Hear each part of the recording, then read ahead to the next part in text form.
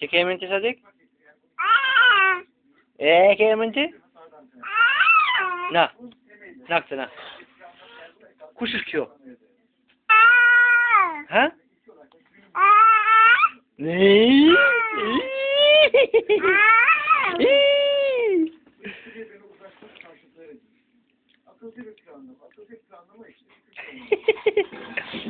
Qa është kjo? Kush filxoni? Ha? Ku babi?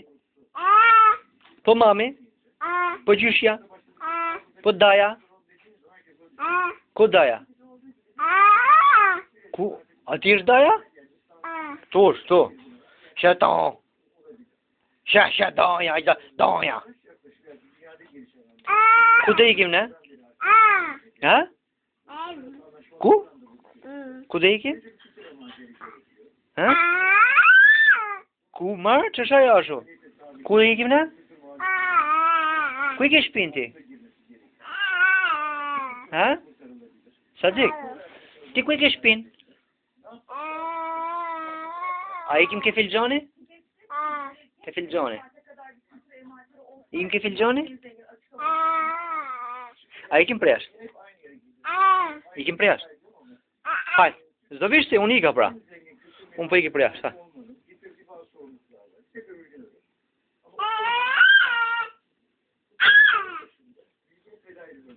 Ku shkan?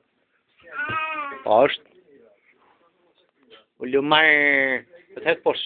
Bum marë. Marë bum. Bum marë.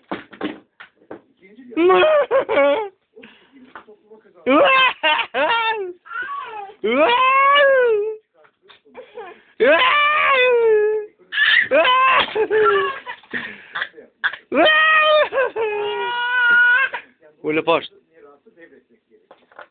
Poshtë. Që është kjo? Që është kjo?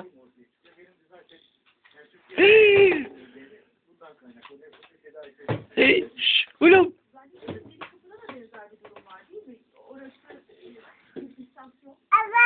To! Nama? Nama?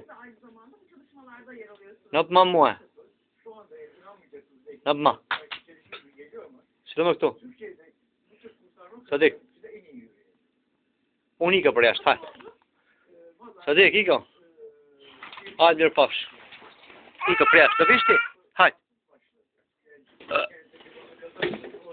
Hajtë shpit poshtë, ikim.